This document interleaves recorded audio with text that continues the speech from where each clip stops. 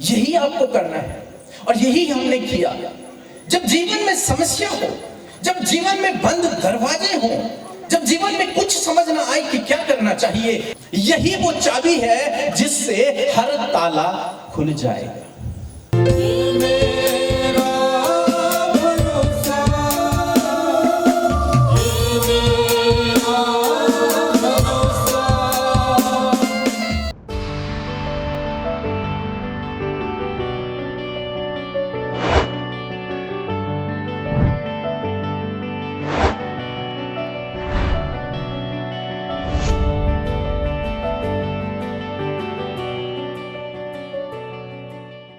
सबको जय मसीह की।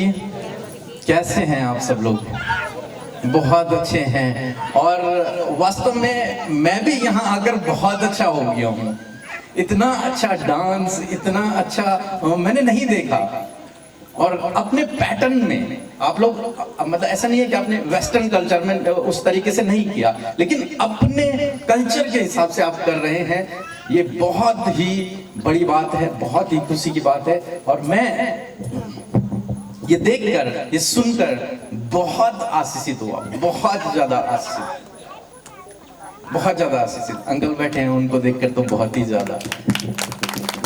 बच्चे हमारे, बहनें, सब लोग डांस कर रहे हैं, प्रभु की महिमा के लिए नाच रहे हैं। ये बहुत बड़ी बात है।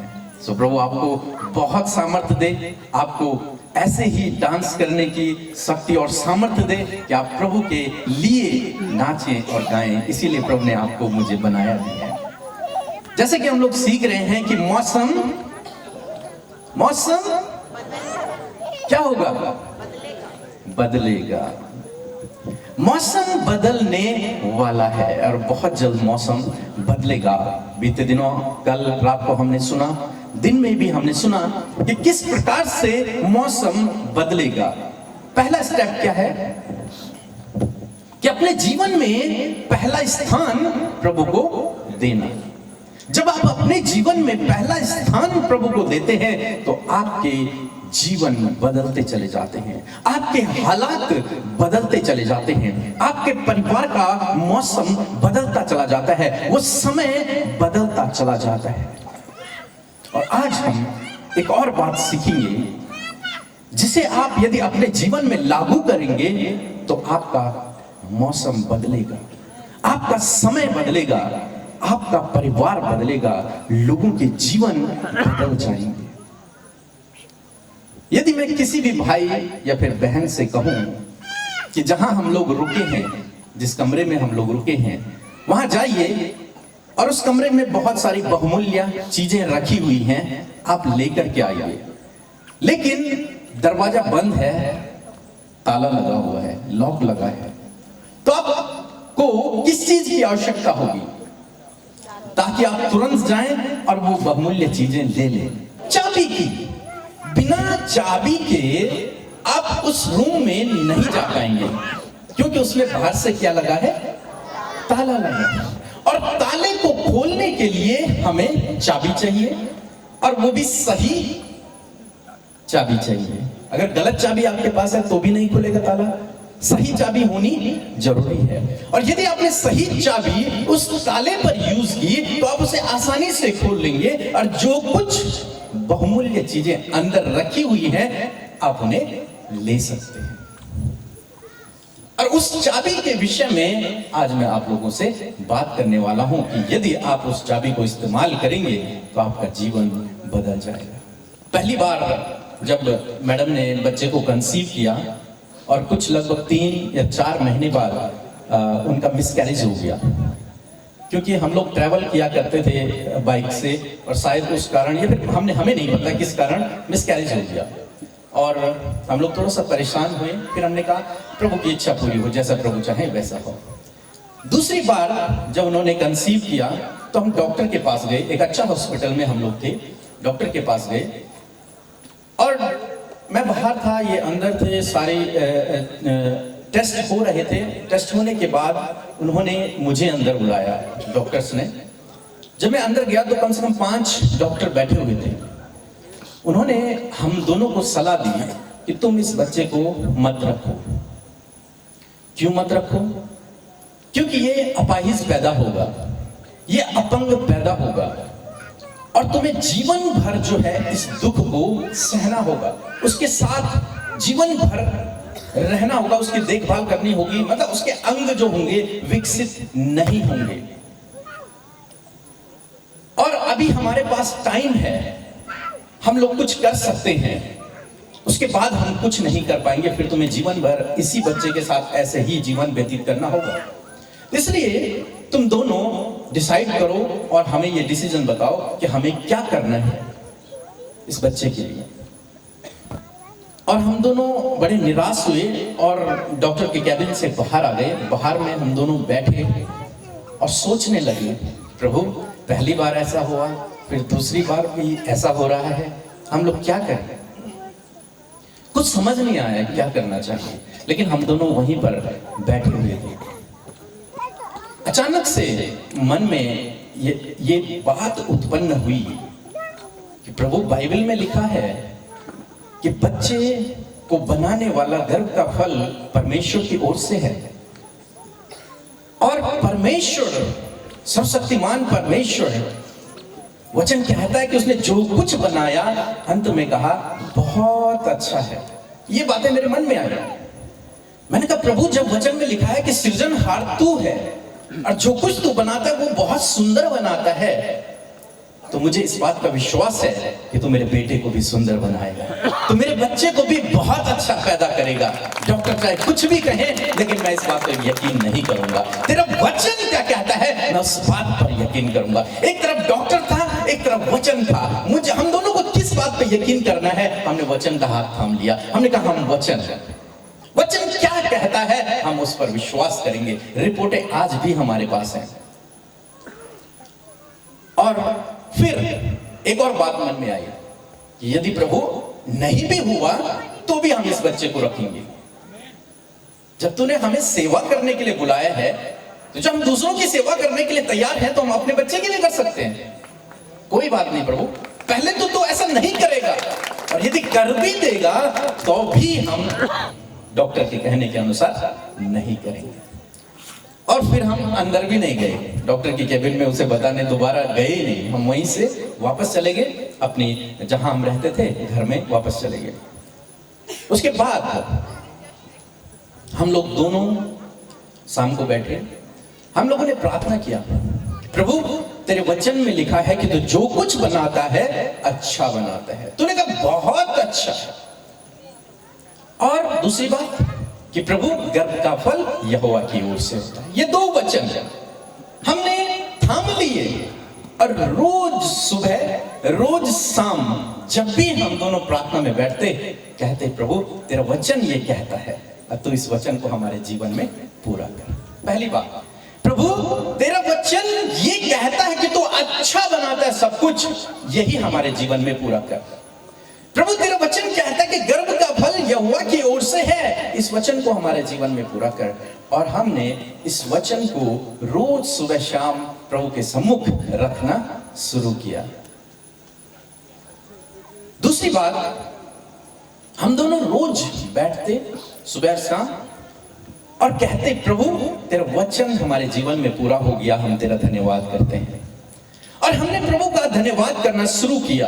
प्रभु तेरा धन्यवाद, तूने अपने वचन को हमारे जीवन में पूरा कर दिया। तूने हमें जो बच्चा दिया है वो बहुत सुंदर है। प्रभु तेरा धन्यवाद, वो परफेक्ट है, उसमें कोई कमी नहीं है। प्रभु तेरा धन्यवाद, उसके सारे अंग सही हैं, उसमें कोई कमी नहीं है। और 9 महीने तक हम दोनों यही प्रार्थना करते रहे। एक पहली बात कि हम परमेश्वर के वचन को प्रभु के सामने रखते रहे, प्रभु तेरा वचन ये कहता है, इस वचन के अनुसार हमारे जीवन में कर। दूसरी बात कि हम परमेश्वर का धन्यवाद करते रहे कि प्रभु तेरा धन्यवाद, तूने हमें दे दिया है और अच्छा दिया है। 9 महीने बाद जब हम लोग हॉस्पिटल में गए और मैडम को दर्द था, मैं बाहर था और मैं उस समय भी प्रभु का धन्यवाद कर रहा था। प्रभु तेरा धन्यवाद, तूने जो भी दिया, लड़का दिया लड़की दी है, जो भी होगा लेकिन वो बहुत सुंदर होगा, बहुत अच्छा होगा, परफेक्ट होगा। और जब मुझे अंदर बुलाया गया, मेरी सास ने बुलाया, बधाइयाँ, बहुत बहुत बधाइयाँ, अंदर आओ। मैं अंदर गया, देखा तो बहुत खूबसूरत लड़का था और मैंने उसके हाथ पैर चेक किए, उसकी आंखें देखी, उसका मुंह देखा, सब कुछ देखा। खुदा का धन्यवाद हो, हर एक चीज परफेक्ट थी, परमेश्वर के वचन के अनुसार थी। जब उसने कहा कि उसने सृष्टि का निर्माण किया और कहा कि बहुत अच्छा है, ऐसा ही उसने अपने वचन को मेरे जीवन में, हम दोनों के जीवन में पूरा किया। बहुत अच्छा है। और जिस बात के लिए हम धन्यवाद कर रहे थे वो हमारे जीवन में पूरा हो गया। जानते हैं उसके बाद क्या हुआ?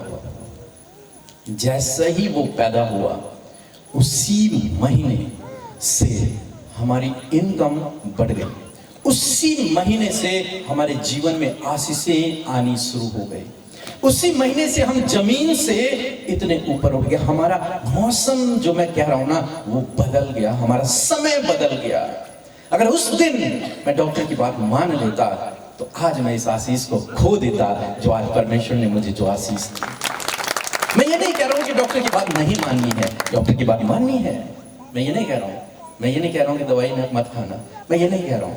मैं ये कह रहा हूं कि हमने डॉक्टर की और परमेश्वर की बात में से परमेश्वर की बात पर विश्वास किया और उसका फल हमने अपने जीवन में देखा। आज यही बात मैं आप लोगों को सिखाना चाहूंगा। प्रैक्टिकल है, मैं जो कुछ आप लोगों को सिखा रहा हूं वो आप बीती कहते हैं, प्रैक्टिकल लाइफ मैं आप लोगों को बता रहा हूं।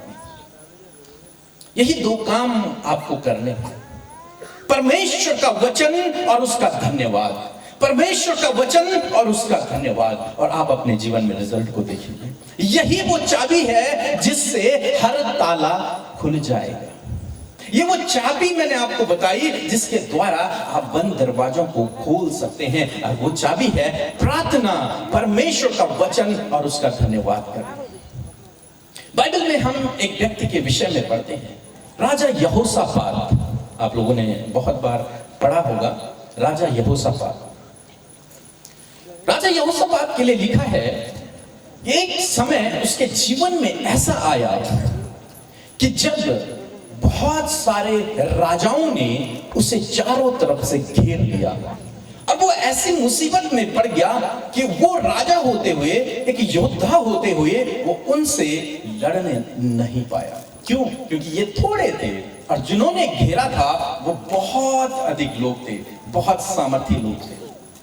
जब उसे इस बात का पता चला कि मैं चारों तरफ से घिर चुका हूं, मेरा देश, मेरा नगर चारों तरफ से घिर चुका है, वो बहुत डर गया, बहुत घबरा गया। और तब उसने इस चाबी को इस्तेमाल किया, इस चाबी को इस्तेमाल किया। और लिखा है 20 अध्याय और 5 पद, लिखा है, तब यहोशापात डर गया और यहोवा की खोज में लग गया और पूरे यहूदा में उपवास का प्रचार करवाया। यहोशापात बहुत डर गया उस समस्या को देखकर, और इसलिए उसने किसका सहारा लिया? परमेश्वर का। वो परमेश्वर की ओर दौड़ा गया और उपवास करने लगा। वो लोग प्रार्थना करने लगे, पूरे देश में उन्होंने उपवास का और प्रार्थना का प्रचार किया कि सब लोग प्रार्थना करो, उपवास करो, क्योंकि एक ही है जो हमें इस समस्या से बाहर निकाल सकता है, और वो है सर्वशक्तिमान परमेश्वर। यही आपको करना है और यही हमने किया। जब जीवन में समस्या हो, जब जीवन में बंद दरवाजे हों, जब जीवन में कुछ समझ ना आए कि क्या करना चाहिए, ऐसे समय में आपको दौड़कर उस कमरे में जाना है और वहां बैठकर आपको प्रार्थना करना है। ऐसे समय में आपको दौड़कर परमेश्वर की शरण में जाना है और वहां बैठकर प्रार्थना करना है, दूसरों से नहीं। राजा यहोशापात ने दूसरे राजा से हेल्प नहीं मांगी, मदद नहीं मांगी।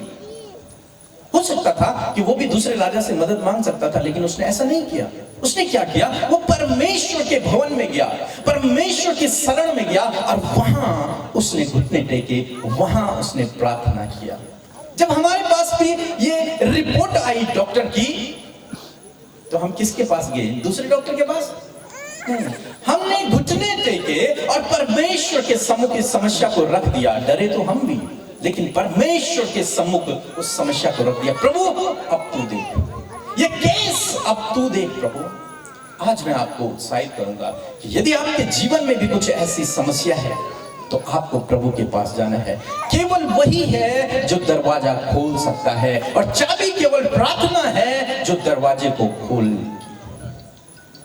इसलिए अपने जीवन में आज निर्णय लें कि जब भी आपके जीवन में कोई समस्या आएगी, आप दूसरों से पहले उसके भवन में जाएंगे, दूसरों से पहले उस बंद कमरे में जाएंगे, दूसरों से पहले उस परमेश्वर के शरण में जाएंगे और उसके सामने घुटने टेकेंगे, उससे प्रार्थना करेंगे। बहुत सारे भाई बहन सोचते हैं कि वो क्या कर लेगा, वही तो सब कुछ कर लेगा, वही तो सब कुछ करने वाला परमेश्वर है, और वो आपके जीवन में भी सब कुछ करने की सामर्थ्य को रखता है। तो इसलिए दोस्तों, जब भी ऐसी समस्या आए तुरंत से परमेश्वर के पास जाओ। और जब ये व्यक्ति परमेश्वर के पास गया, बाइबल में लिखा है मत्ती 7:7 में कि मांगो तो तुम्हें दिया जाएगा। यदि तुम मांगोगे तो तुम्हें निश्चय मिलेगा। ऐसा नहीं हो सकता कि तुमने मांगा और तुम्हें न मिले। तुम्हें मिलेगा, निश्चय मिलेगा। हमें मिला, इस व्यक्ति को भी मिला। इस व्यक्ति ने एक काम किया। क्या काम किया? ये परमेश्वर के भवन में गया और इसने एक प्रार्थना की। एक प्रार्थना की कि प्रभु, जब ये भवन बना था तब तेरे दास सुलेमान ने तुझसे प्रार्थना की थी। क्या प्रार्थना की थी? कि जब भी तुम पर संकट पड़ेगा, जब भी तुम पे मुसीबत पड़ेगी, कोई भी विपत्ति पड़ेगी, तो तुम मेरे भवन में आना और मुझसे प्रार्थना करना, और मैं तुम्हारी सुनूंगा और तुम्हें छुटकारा दूंगा। प्रभु, तूने ये वचन कहा था, अपने दास सुलेमान से तूने ऐसा वचन कहा था जब उसने तेरे भवन को बनाया था। आज इस वचन के अनुसार मेरे जीवन में कार्य कर। इस वचन के अनुसार प्रभु उन विरोधियों से हमें छुड़ा। आगे लिखता है कि इन विरोधियों से, इस बड़ी भीड़ पर तो हमारा बस नहीं चलता, परंतु हमारी आंखें तेरी ओर लगी हुई है। इस समस्या को तो हम दूर नहीं कर सकते अपनी बल, शक्ति, ज्ञान, बुद्धि, समझ से, लेकिन हमारी आंखें तेरी ओर लगी हुई हैं प्रभु, टकटकी तेरी ओर लगी हुई है। तो अपने वचन के अनुसार मेरे जीवन में कार्य कर, तो अपने वचन के अनुसार हमारे जीवन में काम कर। इसने क्या किया? इसने परमेश्वर के वचन को परमेश्वर के ही सम्मुख रखा। प्रभु, तूने ऐसा कहा था, तूने अपने वचन में ये कहा था। हमने क्या किया? हमने भी सेम यही किया कि प्रभु, तेरे वचन में लिखा है तू जो कुछ बनाता है अच्छा बनाता है, अगर का फल यहोवा की ओर से मिलता है। तो प्रभु, अपने वचन को पूरा कर। इसने भी वही किया, हमने भी वही किया, और इसने अपने जीवन में उस रिजल्ट को देखा। आपको भी यही करना है। पहली बात, समस्या के समय आपको प्रभु के पास जाना है दौड़कर, और दूसरी बात, आपको परमेश्वर के वचन को लेकर जाना है। मेरे कहने का मतलब यह नहीं कि आप बाइबल को लेकर जाएं, नहीं।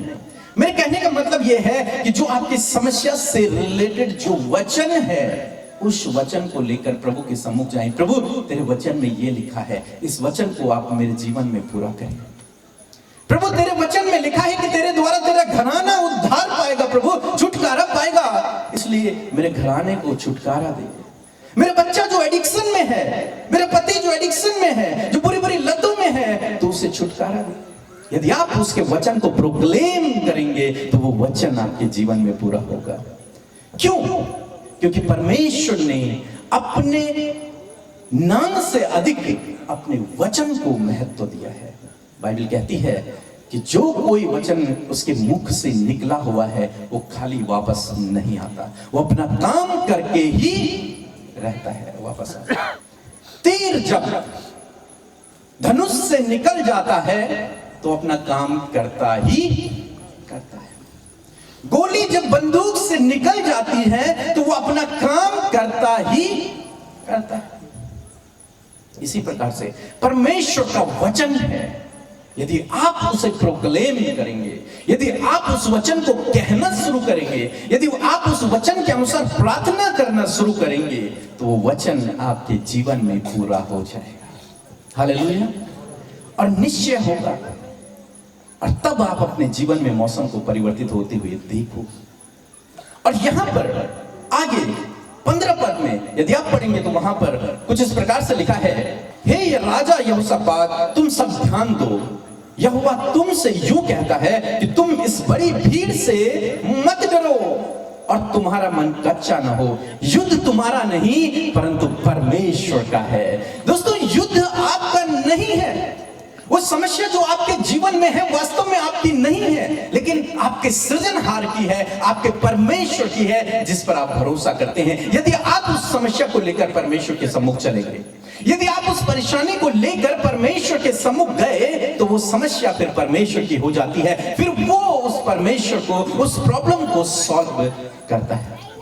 और ऐसा ही प्रभु आपके जीवन में करेगा, ऐसा ही प्रभु आपके जीवन में करेगा। और जब इस यहोशापात ने इस वचन को सुना कि परमेश्वर का वचन कहता है कि युद्ध तेरा नहीं है यहोशापात, युद्ध तो मेरा है, लड़ूंगा तो मैं, तुझे तो वहां पर खड़ा होना है, तुझे तो केवल खड़ा होना है, तुझे तो विश्वास में स्थिर होना है, तुझे तो केवल प्रार्थना करना है, और काम तो मैंने करना है, काम तो मैं करूंगा, युद्ध तो मैं लड़ूंगा। और जब उसने इस बात को सुना, आगे देखेंगे उसके जीवन में क्या हुआ। सुनना है, बाइबल कहती है विश्वास सुनने से, और सुनना मसीह के वचन से आता है। विश्वास के द्वारा अद्भुत आश्चर्य कर्म होते हैं, और विश्वास सुनने से आता है। जब आप कुछ बातों को सुनते हैं, परमेश्वर के वचन को सुनते हैं, तब विश्वास उत्पन्न होता है। और यहां पर ऐसे ही हुआ। जब इसने परमेश्वर के वचन को सुना, तो इन सब के अंदर एक जोश आ गया, एक ताकत आ गई, एक सामर्थ्य आ गई इनके अंदर कि हां, हम जाएंगे, क्योंकि हम लड़ने वाले नहीं हैं, परमेश्वर हमारी ओर से लड़ने वाला है। उन्होंने निश्चय किया उस युद्ध में जाने के लिए। एक और गवाही मैं आप लोगों को सुनाऊंगा। जब हमारी शादी हुई, उसके बाद हमारे पास घर नहीं था, हम किराए के घर पर रहते थे। और हालांकि गांव में हमारा घर था, लेकिन शहर में हमारा घर नहीं था। और एक दिन ऐसा हुआ कि हमने सोचा कि हम घर के लिए क्यों ना प्रार्थना करें। प्रार्थना करने में तो कुछ नहीं जा रहा प्रभु, हम प्रार्थना कर लेते हैं, क्योंकि पैसा तो हमारे पास है नहीं, सेवक लोग हैं, सेवकों के पास इतना पैसा धन दौलत तो होती है नहीं, तो प्रभु हम तुझसे प्रार्थना करते हैं। सभी लोग बाइबल में जितने भी हैं उन्होंने तुझसे प्रार्थना की, तो क्यों ना हम भी प्रार्थना कर लें। और हम दोनों ने प्रार्थना करना शुरू किया कि प्रभु आप हमारे जीवन में एक घर हमें दें। और मैडम की एक प्रार्थना रहती थी कि प्रभु हम तो तेरे सेवक हैं, लेकिन मैं अपने जवानी के दिनों में अपने घर में रहना चाहती हूं, जो हमने खुद अपने आप से बनाया हो। हालांकि हमारा पापा का घर है, उनके भी पापा का घर है, सब कुछ ठीक है, लेकिन उनका ये सपना था, ये कहना था, ये प्रार्थना थी कि प्रभु मुझे अपने जवानी के दिनों में अपने घर में रहना है। और इस बात के लिए हम दोनों धन्यवाद, मैंने कहा कि हम धन्यवाद करने लगे। प्रभु तेरा धन्यवाद, तूने हमें एक अच्छा घर दे दिया। प्रभु तेरा धन्यवाद, तूने हमें एक अच्छा घर दे दिया है, और उस घर से हम तेरी सेवा को कर रहे हैं। इस बात के लिए हम प्रभु का धन्यवाद करने लगे। जैसे हमने बेटे के लिए धन्यवाद करना शुरू किया, ऐसे हमने इस बात के लिए धन्यवाद करना शुरू कर दिया। और क्या हुआ, एक दिन एक बहन हमारे घर में आई, बोली कि भैया हमारे घर के पास में एक जमीन बिक रही है, आप लोग ले लो। और मैंने कहा दीदी हम कहाँ से जमीन लेंगे, हमारे पास तो मतलब बड़ी मुश्किल से तो अपना ही गुजारा चलता है, तो घर लेना तो बहुत बड़ी बात है हमारे लिए, सोच भी नहीं सकते, लेकिन हम प्रार्थना कर रहे हैं, हम सोच नहीं सकते इस विषय में। तो उन्होंने कहा कि मैं एक बार बात करूंगी उनसे, फिर देख लेंगे। मैंने फिर भी मना किया, नहीं नहीं नहीं, जब प्रभु देगा तब होगा, लेकिन जब है ही नहीं हमारे पास तो हम कहां से करेंगे। लेकिन वो दीदी हमारी अपनी दीदी है, तो वो गई, उन्होंने उनसे बात की जिनकी जमीन थी। तो उन्होंने कहा कि ठीक है, उनसे कहो कि अभी हमें कुछ पैसा दे दे जितने हमें जरूरत है, कुछ पैसा दे दे जितनी हमें जरूरत है, उसके बाद वो 3-4 महीने 6 महीने तक दे सकते हैं। और वो दीदी हमारे घर आई, उन्होंने कहा कि ऐसा हुआ है। तो मैंने कहा कितना पैसा देना है, तो उन्होंने कहा 1 लाख रुपए पहले देना है। अब 1 लाख रुपए तो हमारे लिए बहुत ज्यादा है, कहां से आएगा 1 लाख रुपए।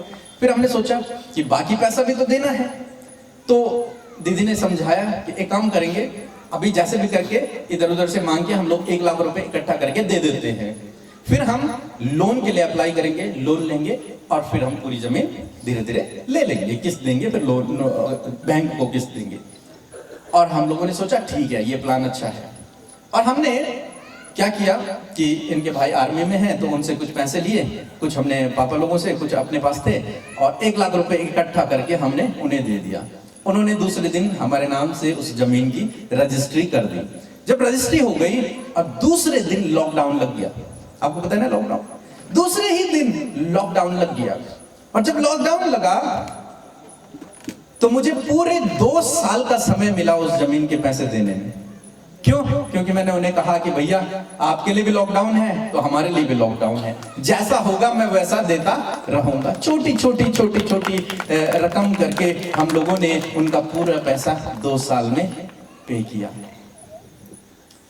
और उसके बाद हम लोगों ने डिसाइड किया कि घर बनाना तो बहुत बड़ी बात है हमारे लिए, कहां बना पाएंगे, लेकिन एक काम करते हैं, हम लोग बाउंड्री वॉल कर लेते हैं।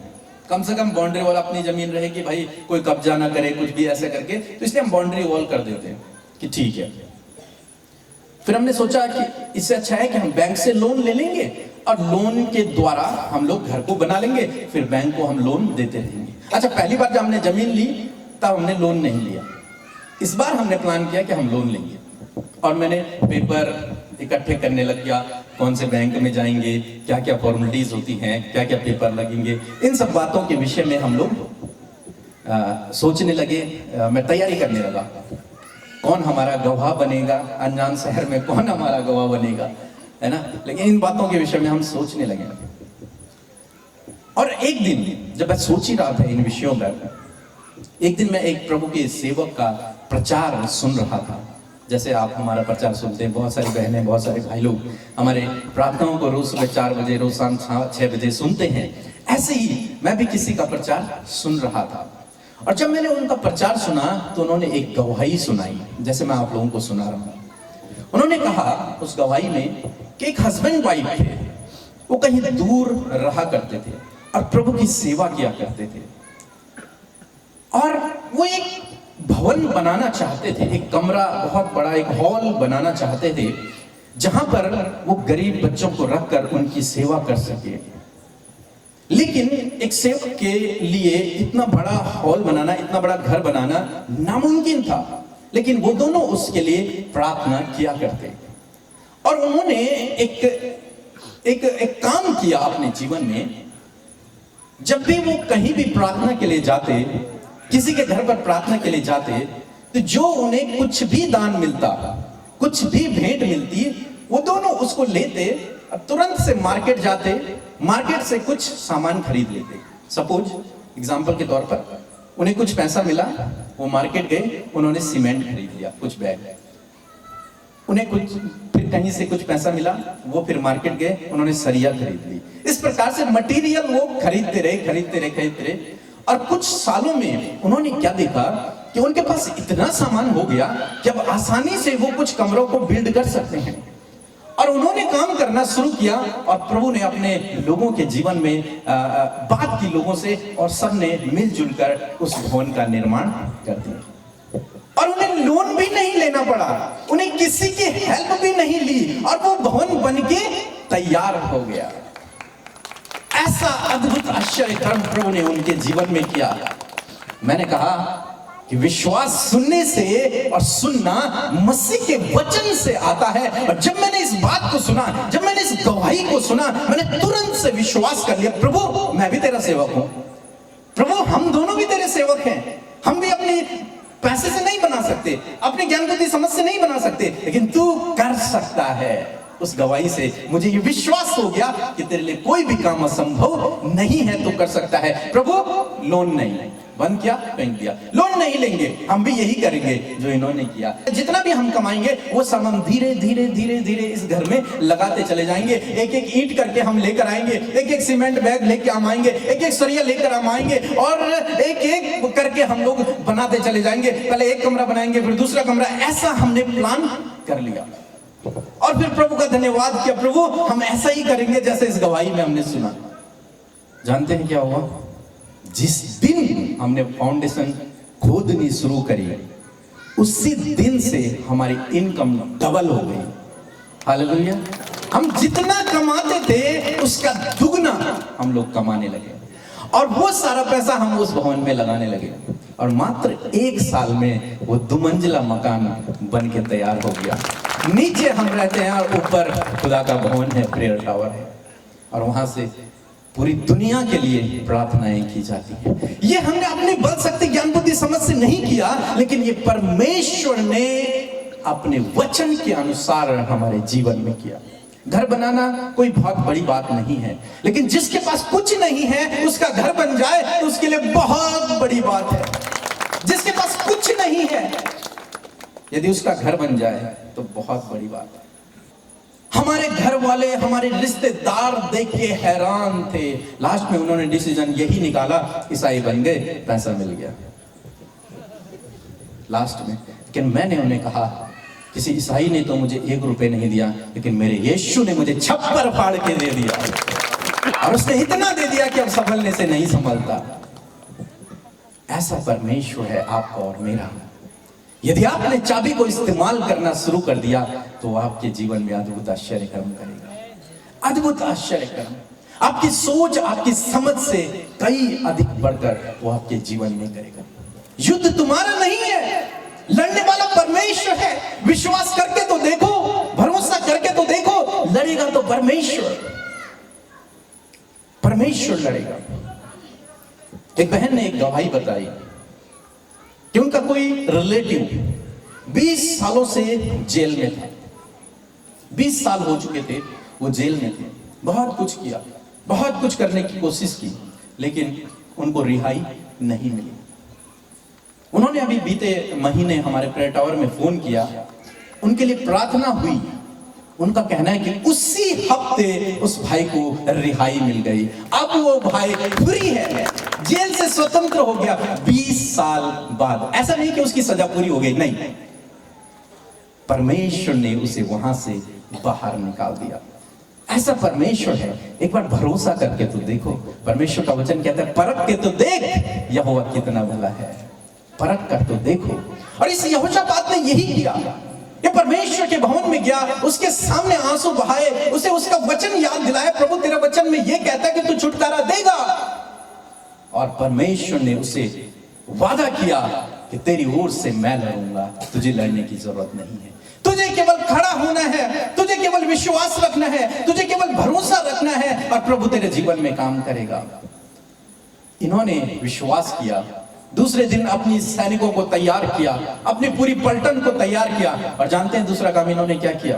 पहला काम, इन्होंने परमेश्वर का वचन प्रभु को ही याद दिलाया। प्रभु तेरा वचन ये कहता है, इस वचन को मेरे जीवन में पूरा कर। दूसरा बात उसने किया, परमेश्वर का धन्यवाद। जो हमने किया वही उसने भी किया। जानते हैं क्या हुआ? लिखा है उसने अपनी आर्मी को जब तैयार किया तो उनके आगे आगे गाने और बजाने वाले थे। कभी ऐसा हो सकता है हमारे देश को चारों तरफ से विरोधी घेर दें और हम गाना बजाएं, डांस करें? ऐसा हो सकता है? ऐसा हो सकता है हमारे घर में बहुत दुख का मौसम है, दुख चल रहा है, परेशानियां हैं, और हम लोग डांस करें, आनंद मनाएं? हो सकता है? नहीं हो सकता। लेकिन जो परमेश्वर पे भरोसा करता है, जैसे अभी पादरी साहब यहां पर सिखा रहे थे, जो परमेश्वर पर भरोसा करता है उसे यही करना है। विपरीत परिस्थिति में उसे परमेश्वर का धन्यवाद करना है। और जानते हैं यहोशापात ने क्या किया? उसने अपने आगे आगे, सेना के आगे आगे ऐसे लोगों को रखा जो परमेश्वर का भजन गा रहे थे, उसका धन्यवाद कर रहे थे, और वीणा ये सब चीजें बजा रहे थे। लिखा है कि वो गा रहे थे, यहोवा का धन्यवाद करो क्योंकि उसकी करुणा सदा की है। और वो जा रहे, युद्ध लड़ने के लिए जा रहे हैं, और पहले आराधना हो रही है। और जानते हैं क्या हुआ? जब ये लोग उस युद्ध क्षेत्र में पहुंचे तो इन्होंने क्या देखा कि यहां तो कोई सैनिक है ही नहीं हमसे लड़ने वाला। यहां तो लाशें ही लाशें पड़ी हुई हैं। यहां तो जितने विरोधी थे वो सब तो मर चुके हैं, उनका तो नामो निशान भी नहीं है यहां पर। और ये परमेश्वर का धन्यवाद करने लगे, क्योंकि पता क्या हुआ? जब वो लोग धन्यवाद धन्यवाद कर रहे थे, उस समय प्रभु ने अपने दूत को भेजा और उन सब को आपस में ही लड़वा के मार दिया। युद्ध तुम्हारा नहीं है, युद्ध परमेश्वर का है। तुम्हें तो केवल खड़ा होना है, तुम्हें तो केवल भरोसा रखना है, और जब तुम ऐसा करते हो तो परमेश्वर तुम्हारी ओर से लड़ता है। और यहाँ पर यहोशापात के लिए परमेश्वर लड़ा, परमेश्वर लड़ा। और क्या देखते हैं कि वहां पर लाशें ही लाशें हैं। जानते हैं आगे क्या लिखा है कि 3 दिन तक वे लोग बटोरते रहे, उन बहुमूल्य चीजों को बटोरते रहे 3 दिन तक, और तब उन सारा सामान को अपने यहां लेकर के आए जो उन्होंने वहां छोड़ दिया। हमारा परमेश्वर ऐसा अद्भुत आश्चर्य कर्म करने वाला परमेश्वर है। एक समय था जब हम लोग बहुत कर्ज में थे, और कर्ज में थे। कर्ज से कैसे बाहर आना, मैंने बताया कि हमारे पास तो कुछ भी नहीं था, तो कर्ज से बाहर आना बहुत मुश्किल। लेकिन हमने वही उस चाबी को इस्तेमाल किया, उस चाबी को इस्तेमाल किया। प्रभु तेरे वचन में लिखा है कि तूने, एक स्त्री के बारे में आप लोग जानते हैं जो एलिसा के पास गई कि मेरे पति ने बहुत कर्ज लिया था, कैसे इस कर्ज से छुटकारा पाऊं। तो एलिसा ने कहा तेरे घर में क्या है? उसने कहा तेल। तो उसने कहा एलिसा ने कि अपने चारों तरफ से खाली डब्बों को ले आओ और उस तेल को उन डब्बों में डालते रहना। जब उस स्त्री ने ऐसा किया तो वो तेल उड़ेलती रही, लेकिन तेल बंद नहीं हुआ। इतना सा तेल वो बढ़ता चला गया, बढ़ता चला गया, बढ़ता चला गया। उसके बाद वो एलिसा के पास गई कि सारे बर्तन भर गए, ऐसा अद्भुत आश्चर्य कर्म हुआ, वो तेल खत्म ही नहीं हुआ। एलिसा ने कहा इसे बेचकर अपना कर्जा भर ले और जो कुछ बच जाए इससे अपना जीवन यापन कर ले। और जब इस वचन को हमने पढ़ा तो हमने कहा प्रभु जब तू इस स्त्री को कर्ज से बाहर निकाल सकता है तो हमें भी निकाल सकता है। और उस दिन से हम परमेश्वर का धन्यवाद करने लगे, प्रभु इसी तरह जिस तरह आपने इस स्त्री के जीवन में किया, इसी तरह आप हमारे जीवन में भी करें। और उस समय हम स्कूल में पढ़ाई करते थे, टीचर थे हम दोनों वहां पर। अब टीचर की इतनी सैलरी नहीं थी कि हम कर्ज भी देते, अपना भी जीवन यापन करते, किराए भी देते, घर भी देखते, वो कुछ भी नहीं हो पा रहा था। तो प्रभु ज्ञान बुद्धि देता है। प्रभु ने ऐसी बुद्धि दी जैसे इस स्त्री को दी, ऐसा काम दिया जैसे इस स्त्री को काम दिया, ऐसे ही प्रभु ने हमें भी दिया। प्रभु ने कहा कि तुम लोग ट्यूशन पढ़ाओ, और हम दोनों ने शुरू किया ट्यूशन पढ़ाना। और सारे बच्चे हमारे पास आते, हम लोग ट्यूशन पढ़ाते। जितना हम ट्यूशन से कमाते उससे हम कर्जा देते, और जितना हम अपनी सैलरी लेते उससे हम अपना घर चलाते। और कुछ ही समय बाद हम उस कर्ज से बाहर निकल आए। जानते क्यों? क्योंकि हमने परमेश्वर का धन्यवाद किया कि प्रभु तेरा धन्यवाद हो, तूने हमें कर्ज मुक्त कर दिया है। जैसे इस स्त्री के लिए तूने किया वैसे तूने हमारे लिए कर दिया। यदि आज आप कर्ज में हैं तो मैं आपसे कहूंगा आज से प्रार्थना करना शुरू करें कि प्रभु तेरा धन्यवाद, तूने हमें कर्ज मुक्त कर दिया है। प्रभु तेरा धन्यवाद, हमारे ऊपर अब कोई कर्जा नहीं है। और मैं आपको विश्वास दिलाना चाहूंगा कि आप इससे मुक्त हो जाएंगे, आप इस कर्ज से बाहर निकल आएंगे, आप इस कर्ज से पूर्ण रूप से बाहर निकल आएंगे। मैं ये नहीं बोल रहा हूं कि प्रभु आपको एक खजाना दे देगा। यस, वो देने की सामर्थ रखता है, वो खजाना देने की भी सामर्थ रखता है, लेकिन वो आपको बुद्धि देगा, वो आपको काम देगा, वो आपको ज्ञान और समझ से भरेगा। अभी अंकल बता रहे थे कि उन्होंने देना सीखा कि कैसे देना है। मुझे बहुत अच्छा लगा, बहुत खुशी हुई। कैसे देना है, ये बहुत बड़ी बात है, देना। और हमारे जीवन में भी ऐसे ही हुआ, जब आप देते हैं तो प्रभु आपके जीवन में बहुत बड़े बड़े काम करता है। और हमने भी देना सीखा। देना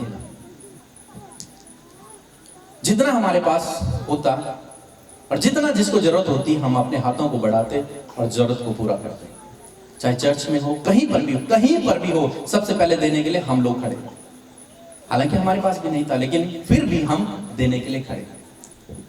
हम किसी से भी दान नहीं लेते। वचन में लिखा है लेने वाला नहीं, देने वाला बनो। हम किसी से भी दान नहीं लेते। 10 लाख से ज्यादा फॉलोअर हैं, 10 लाख से ज्यादा लोग हमें सुनते हैं, लेकिन हम किसी से दान नहीं लेते। स्पष्टली हमने कहा है कि हम किसी से भी दान नहीं लेंगे। यहां तक कि हमने अपने लोगों को कहा कि यदि कोई हमारे नाम से आपसे मांगे तो आप मत देना।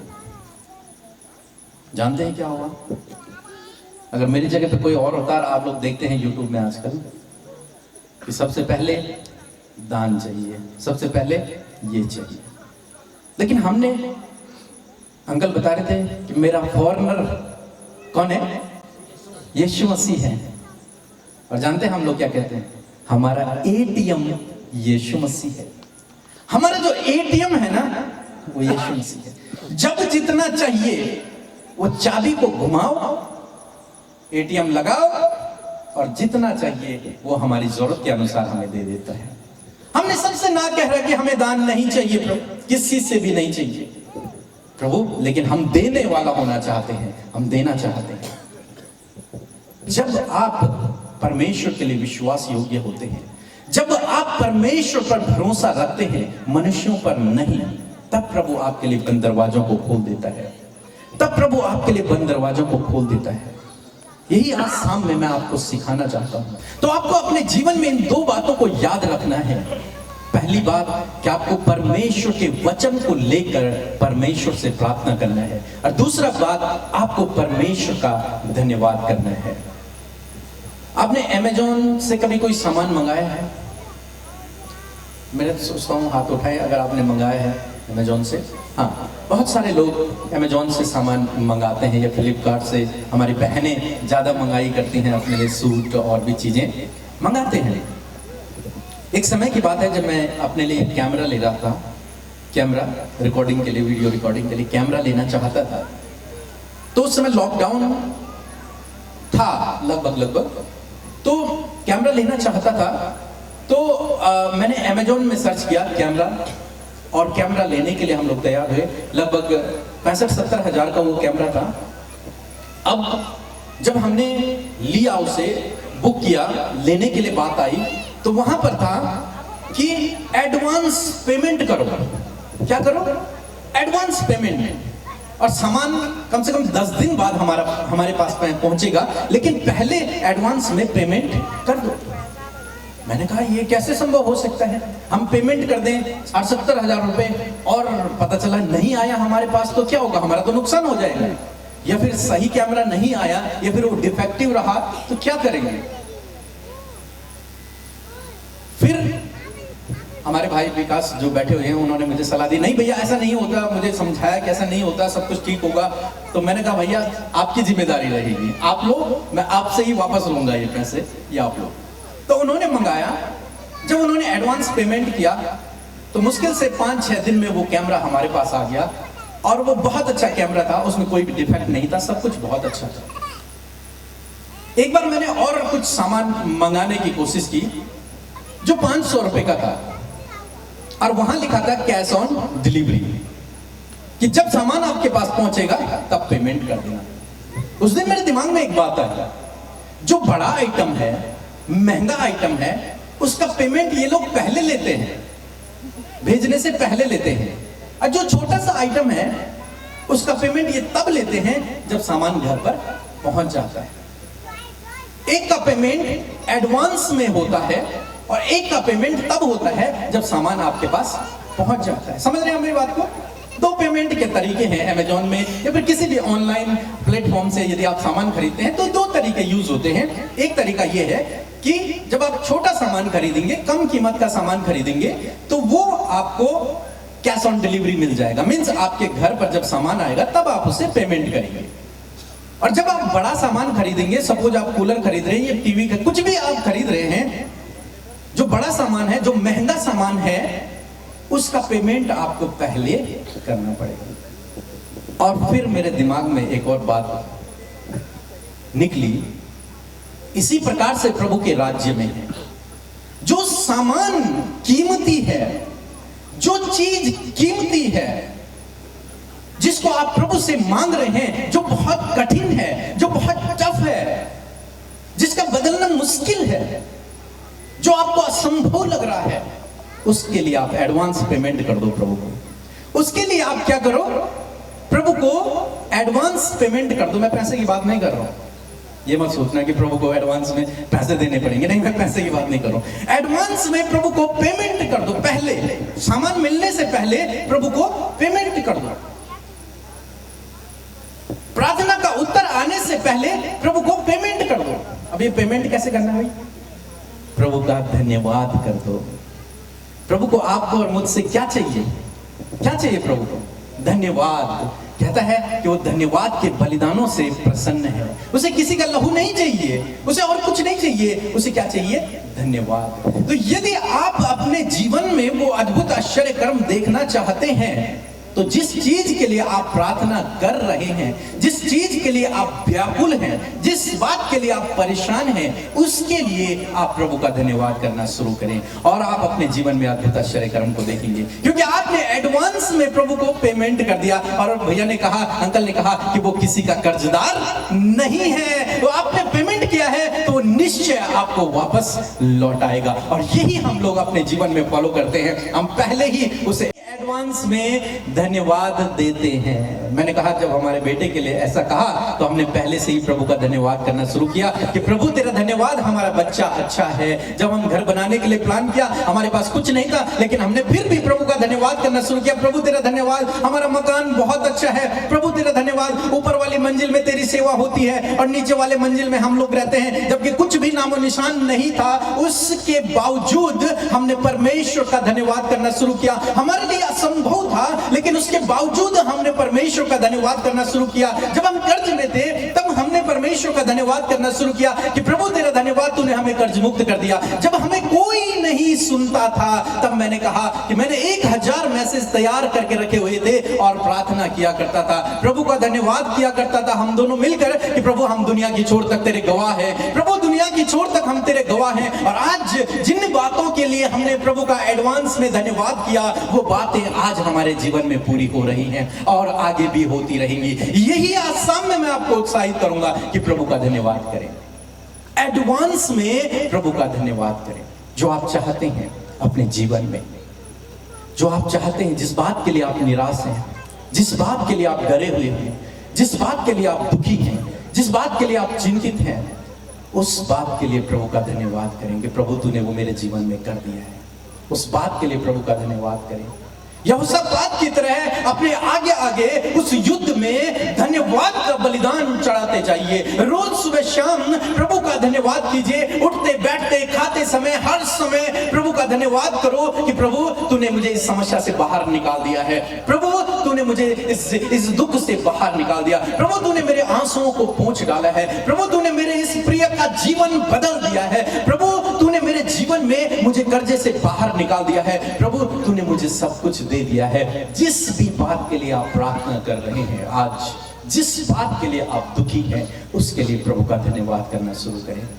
प्रभु के सम्मुख जाएं और उसका धन्यवाद करें। उसने मेरे जीवन में किया, वो आपके जीवन में भी करेगा। उसने इस यहोशापात के जीवन में किया, वो आपके भी जीवन में करेगा। वो पक्षपाती नहीं है, उसके लिए आप, मैं और ये सब एक समान है। वो निश्चय आपके जीवन में करेगा। आप व्याकुल हैं, आप व्याकुल हैं, आप टेंशन में हैं। क्यों? क्योंकि आपने वो मुद्दा अपने हाथों में लिया हुआ है, इसलिए आप परेशान हैं, इसलिए आप टेंशन में हैं। उस मुद्दे को प्रभु के हाथों में दे दें और प्रभु का धन्यवाद करें। प्रभु अब तू देख। जब पतरस लोगों को विरोधियों ने सताया, उनकी प्रार्थना मुझे बहुत अच्छी लगती। उन्होंने कहा प्रभु इनकी धमकियों को तो तू देख और हमें ये हियाब दे कि हम तेरे नाम का प्रचार कर सकें। इनकी धमकियों को तू देख प्रभु, तू निपट और हमें ये हियाब दे कि हम तेरा काम कर सके। आज यही करना है। प्रभु इस समस्या को तू देख, प्रभु इस परेशानी को तू देख, प्रभु इस दुख को तो तू देख, प्रभु इन लोगों को तू देख और मुझे ये हियाब दे कि मैं तेरा धन्यवाद कर सकूं, तेरी महिमा कर सकूं, तेरी प्रशंसा कर सकूं। और यदि आपने इस चाबी को इस्तेमाल करना शुरू कर दिया तो आपके लिए हर एक बंद दरवाजा खुल जाएगा, हर एक बंद दरवाजा खुल जाएगा। यदि सही चाबी का आपने इस्तेमाल किया तो आपकी गाड़ी, जीवन की गाड़ी दौड़ने लगेगी। एक समय था जब हमारी शादी नहीं हुई थी उस समय, और मैंने सेवा करने के लिए अपनी जॉब को छोड़ दिया। जब सेवा करने के लिए अपनी नौकरी को छोड़ दिया तो मेरे पास कुछ भी नहीं है। सेवा करना है प्रभु, लेकिन किराया भी नहीं है। जाऊं कैसे, तेरा काम करूं कैसे, कुछ भी समझ नहीं आता। एक कमरे में मैं अपने दोस्तों के साथ में रहा करता था। मेरे दो दोस्त थे और हम लोग प्रार्थना करते। वो दोनों डेली अपने काम पे जाते, मैं घर में उनके लिए रोटियां बनाता, उनके लिए खाना बनाता। बहुत निराश, बहुत दुखी, बहुत परेशान। प्रभु, लगता है इस बंद कमरे में जैसे मैं अकेला हूं। कोई नहीं है जो इस कमरे का दरवाजा खोल दे, कोई नहीं है जो मुझे इस अंधकार से बाहर निकाले, कोई नहीं है जो मुझे एक सही रास्ता दिखाए। मेरा भरोसा केवल प्रभु तू है। केवल तू है जो मेरे जीवन में काम करेगा। केवल तू ही है जो मुझे इस परिस्थिति से बाहर निकाल सकता है। एक लंबा समय बीत गया, 6 महीने, 1 साल लगभग हो गया और मेरे पास कुछ भी काम नहीं, क्योंकि मैंने जॉब तो छोड़ दी थी सेवा के लिए। क्या होगा प्रभु, जितना मैं कर सकता था उतना मैं करता, लेकिन इच्छा थी और करने की, लेकिन कुछ संसाधन नहीं। पैदल जाना है, कितना पैदल जाऊंगा, कितना पैदल जाऊंगा। जाते थे, जितना हमसे होता हम करते, लेकिन दुआ यही थी, प्रभु ये बंद दरवाजा खोल दे, इन रुकावटों को मेरे जीवन से दूर कर दे। और उस समय मैंने एक भजन लिखा, ये मेरा भरोसा। आप लोगों ने सुना भी होगा बहुत सारे लोग। दरवाजा खोल यीशु, मुझे तेरी जरूरत है। और इस भजन के द्वारा लाखों लोगों ने आशीष पाई, मैंने खुद आशीष पाई। उस भजन में मैंने अपने विश्वास को लिखा और अपनी परिस्थिति को लिखा। ये मेरी परिस्थिति है प्रभु, दरवाजे बंद हैं, लेकिन मुझे विश्वास है कि तू दरवाजे को खोल देगा, इसलिए मैं तेरा धन्यवाद करता हूं। परिस्थितियां तो विपरीत है प्रभु, लेकिन मुझे भरोसा है कि तू मेरे लिए कार्य को करेगा। आइए हमारी मैडम जो है बहुत अच्छा गाती है, मुझे तो इतना मैं नहीं गा पाता हूँ। इस भजन को सुनेंगे और अपनी आंखों को आप बंद करें। आप लोग आगे आ जाएं जो अपने लिए प्रार्थना करवाना चाहते हैं, सभी लोग आगे आ जाएं। हम लोग आप लोगों के लिए प्रार्थना करेंगे और निश्चय प्रभु आपके जीवन में आज छुटकारे को लेकर के आएगा।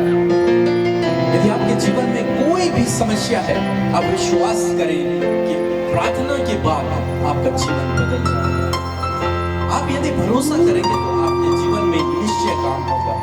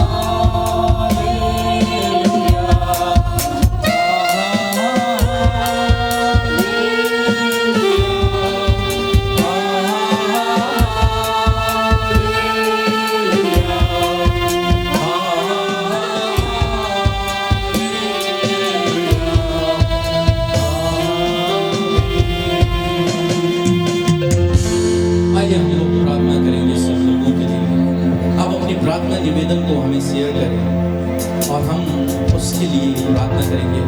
हमारे साथ में पास्टर मेवालाल जी हैं, वो जल्दी से आगे आ जाएं। पास्टर विकास भी प्रार्थना करें। और